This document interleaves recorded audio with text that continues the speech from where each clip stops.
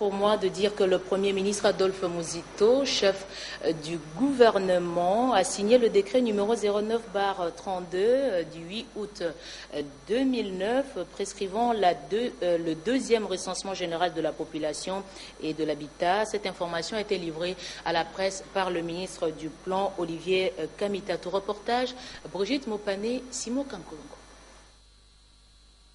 Le dernier recensement général de la population congolaise remonte à 1984. Plus de 20 ans après, la République démocratique du Congo ne dispose pas de données statistiques fiables pour faire une planification de développement.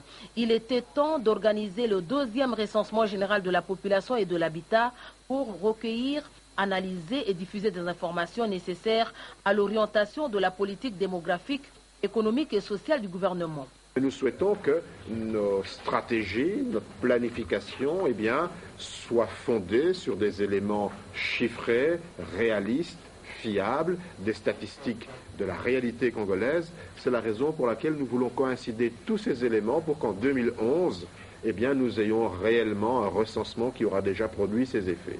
Le décret numéro 09/32 du 8 août 2009 signé par le Premier ministre Adolphe Muzito fait obligation à toutes les entités étatiques, mixtes et privées, de collaborer avec les structures du recensement en leur fournissant tous les renseignements voulus. Selon ce décret, les opérations seront financées sous les crédits émargeant au budget de l'État. Elles bénéficieront aussi de financements extérieurs. Le gouvernement est à pied d'œuvre pour mobiliser les partenaires. Mon collègue, le ministre de l'Industrie, vient de se déplacer à New York, aux Nations Unies, puisque c'est le forum par excellence où de tels plaidoyers peuvent être engagés. Et donc, nous allons faire un appel à toute la communauté des partenaires au développement pour nous aider au financement, à l'expertise et à tout ce qui concourt à la réussite de cette très grande opération. Ce recensement va mobiliser beaucoup de moyens tant financiers, humains que matériels. Aux alentours entre 160 et 170 millions de dollars américains. Mais comme l'a dit M. Schumacher, nous allons mobiliser énormément de personnel. Quelques activités préparatoires ont été déjà réalisées grâce à l'appui du Fonds des Nations Unies pour la population et les programmes des Nations Unies pour le développement, tels que la production des documents de base, les projets de principaux textes légaux et le renforcement des capacités humaines.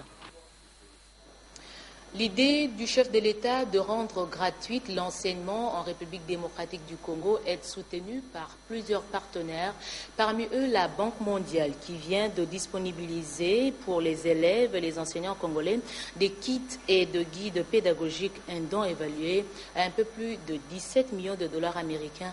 Mamie Esther Kaboué, Jean-Pierre Chiban. Après la province du Nord Kivu, le bleu-blanc de la première et deuxième année primaire de Kinshasa vient de bénéficier ce vendredi 11 septembre 2009 de manuels scolaires 5 jours seulement après la reprise de classe. Ceux-ci sont composés des livres de français, de mathématiques et des guides pour enseignants.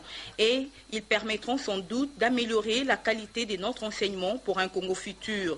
Ces outils destinés aux écoles publiques et privées doivent être distribués gratuitement aux élèves du degré élémentaire du pays, a indiqué la directrice des opérations de la Banque mondiale, Marie-Françoise Marinelli. Ces fournitures acquises dans le cadre du projet PARS, un projet de la Banque mondiale, sont évaluées à 17 millions de dollars pour 14 millions de manuels. Le ministre de l'EPSP, Maker Mwangou, qui a procédé à la remise de ces livres, en a donné l'importance avant de visiter les différentes salles de cours. Les élèves pourront désormais suivre les enseignements et travailler en classe en se servant des outils indispensables de travail, c'est-à-dire savoir lire, écrire, calculer, améliorer aussi l'expression orale. Avec ces manuels, les enseignants pourront appliquer le programme scolaire de manière correcte et complète, bien élaborer les prévisions de matière. À noter que ces fournitures scolaires répondent à l'une des suggestions faites au cours d'un séminaire atelier organisé par le ministère sur les stratégies sectorielles du sous-secteur de l'EPSP, où l'une des recommandations pour combler les lacunes aux primaires était de doter les établissements scolaires des manuels. Les inspecteurs du travail viennent de participer à un séminaire avec pour objectif améliorer au quotidien le travail et amorcer le dialogue social dans les entreprises et autres unités de production. La cérémonie de clôture de ce séminaire était présidée par le ministre du Travail et Prévoyance sociale, Ferdinand Kambere. Commentaire, Médard Mbouyal Manga. Ferdinand Kambere a exhorté les inspecteurs du travail à faire respecter la législation sociale et le Code du travail pour ainsi renforcer le chantier emploi en République démocratique du Congo.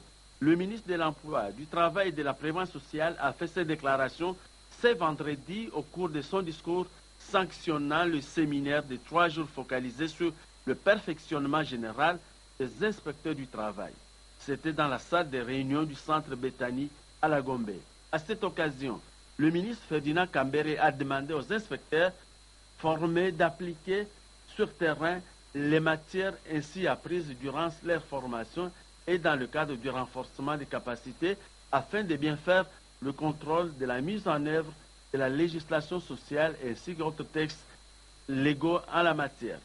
Pour le patron de l'emploi, du travail et de la prévoyance sociale, les séminaristes sont appelés à faire respecter les relations professionnelles en renouant avec le dialogue social dans le monde du travail. Notons que plusieurs recommandations ont sanctionné ce séminaire organisé par le ministère du Travail en collaboration avec l'Organisation internationale du travail, OIT, et le Bureau régional africain de l'administration du travail. Des audiences dans les ministères, d'abord à l'agriculture. Le ministre Norbert Basengezi s'est entretenu avec une firme espagnole. Par contre, au ministère du Budget, l'Union européenne a dévoilé la hauteur de sa contribution au budget 2010. C'est une enveloppe qui tourne autour de 50 millions d'euros, annonce faite au ministre du Budget Michel Okola par le responsable de la section économique de l'Union européenne. Chati Kiwe, mes commentaires. Reçu par le ministre du Budget, Michel Okola, Jérôme Willens a annoncé l'appui budgétaire de son institution de l'ordre de 48,6 millions d'euros. Un appui ciblé vers les secteurs de la sécurité alimentaire, mais aussi pour permettre au gouvernement de faire face à ces difficultés de trésorerie. L'accord de financement sera signé la semaine prochaine, a annoncé les responsables de la section économique, gouvernance et droits humains de l'Union européenne. Le ministre du Budget a salué ces gestes de l'Union européenne qui vient ainsi répondre favorablement au plaidoyer du gouvernement pour un appui des partenaires au budget 2010. En ce qui concerne les projets du budget lui-même, Michel Okola a assuré que le document sera déposé au bureau de l'Assemblée nationale dans les temps. Quittons le budget pour l'agriculture où le ministre Norbert Basengezi a reçu dans son cabinet de travail la firme espagnole Groupe Fly Investment Srud. Ces investisseurs se proposent de fournir à la République démocratique du Congo des intrants agricoles, des laiteries et une concasseuse de purée de tomates. L'installation des laiteries, dont 4 pour le Kivu, 2 en Ituri dans la province orientale, 2 au Katanga et 1 à Tchela dans les Bas-Congo. Une concasseuse de tomates, probablement en télé, semble intéresser la partie congolaise.